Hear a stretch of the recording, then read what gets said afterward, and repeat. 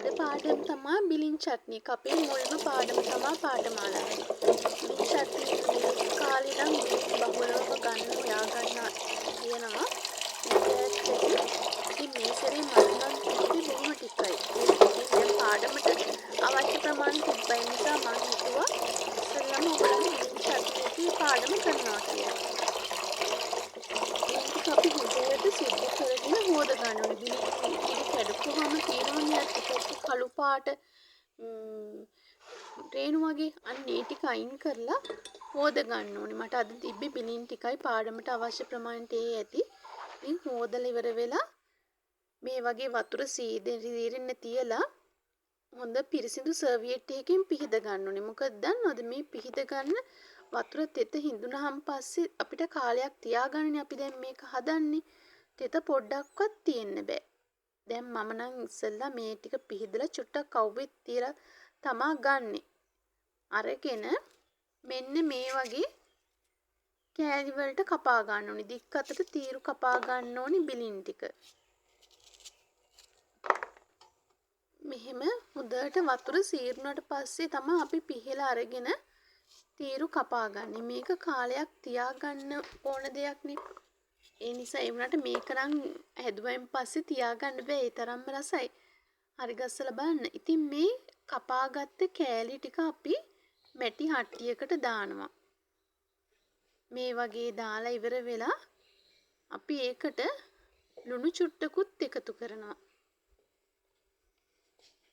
හොඳට තෙත ගතිය සීරෙන්න නැල්ල තමයි මම මේ අරන් තින්නේ. දැන් මේ වෙදි බිලින් එකේ පොඩ්ඩක්වත් තෙත ගතිය නෑ. බිලින් වල තියෙන තෙතමනේ විතරයි. දැන් ඒකට ලුණු කුඩු චුට්ටකුත් දාලා ඉවර වෙලා මේ වගේ ටිකක් පාට වෙනස් වෙනකන් කලවම් කරන්න තමයි තියෙන්නේ.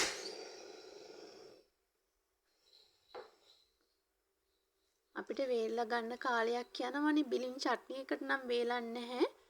අච්චාරුවකට වේලලා ගන්න පුළුවන්.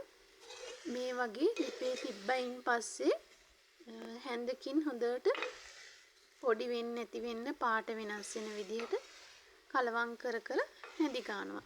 තව දෙයක් තියෙනවා. දැන් මෙහෙම කලවම් කරද්දී බිලින් එකෙන් උනනවනේ වතුර වගේ ගතියක්. ඒ වැඩිපුර තියෙන වතුර අපි අයින් කරගන්න ඕනේ. ඒව ගන්නෙ නැහැ. මොකද අධික ඇඹුල් ගතිය අඩු කරන්න තමයි ඒක කරන්නේ. ඇඹුල් ගතිය වැඩි වුණාම ටිකක් කන්න අමාරු ගතියක් තියෙනවනේ. ඉතින් මෙහෙම කරන එකෙන් මේකේ තියෙන සැර ගතිය නැත්නම් ඇසිඩ් ගතිය අඩු වෙනවා. දැන් මෙහෙම පාට වෙනස් වුණයින් පස්සේ අපි සීනි හැඳි දෙකමාරක් දැන් මං ගත්ත ප්‍රමාණය අනුව නම් සීනි හැඳි දෙකක් මේස හැඳි දෙකක් හොඳටම ඇති.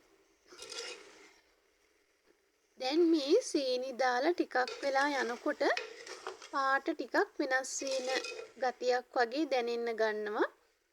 එහෙම පාට වෙනස් වීගෙන එනකොට දැන් පේනවනේ ඔයාලට ටිකක් පත් පැණි වෙලා වගේ ඒක චුට්ටක් ලස්සන පාටක් එනවා. ඔය පාට වෙනකම් ලිපේ තියලා කලවම් කරන්න තියෙන. හැබැයි කොයිම වෙලාවකවත් අර බිලින් කෑලි තියෙන්නේ. ඒවා පොඩි වෙන්නේ නැති වෙන්න සීරුවට කලවම් කර ගන්න ඕනි මේ බිලින් ටික. සාමාන්‍යයෙන් මේක දරලිපක හදනවා නම් ගොඩක් පහසුයි. මට වීඩියෝ එක ගන්න අමාරු නිසා. දැන් මේකට අපි එකතු කරන අමුද්‍රව්‍ය තුනක් තියෙනවා. මිරිස් කරල්, සූදුරු, ගම්මිරි. මෙන්න මේ දේවල් තුනෙන් තමයි මේකේ රසය ඉන්නේ. අපි ඉස්සෙල්ලම තෙල් චුට්ටක් රත් වෙන්න ඇරලා සූදුරු ටික මුලින්ම බෙද ගන්න ඕනේ. ඒ තමන්ගේ හිතීමින් අනුව ගන්න. අත්වාසිය කියන්නේ තමන්ගේ හිතීමින් අනුව දැනෙනවනේ මෙච්චර ප්‍රමාණයකට මේ තරම් අවශ්‍යයි කියලා. ඊට පස්සේ මිරිස් කරල් ටිකක් කර ක්‍රිස්පි ගතිය වෙනකම් බද ගන්න ඕනේ. මිරිස් කරලුයි සූදුරුයි හොඳට බැද්ද ගත්තයින් පස්සේ ඒ ටික කොටා ගන්න ඕනේ.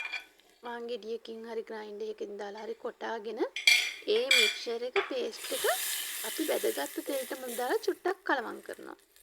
මේ තෙලට මිශ්‍රණය දැම්මහම මේ තෙල් එකෙන් හොඳ ලස්සන පාටක් එනවා චට්නියකට.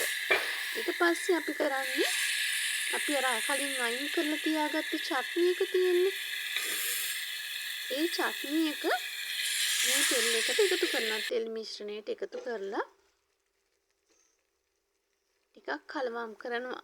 කලවම් කරන්න ගත්තාම ඔයගලන්ට පෙයි ලස්සන පාටක් ඇවිල්ලා තියෙනවා. ඒකේ රහස තමයි සූදුරු වලිනුයි මිරිස් කරල් වලිනුයි තමයි ඒ රසයි පාටයි එන්නේ. විශේෂයෙන් මිරිස් කරල් බෙදලා ගන්න ඕනේ. ඒ තියෙන්නේ අපේ බිලින් චට්නි.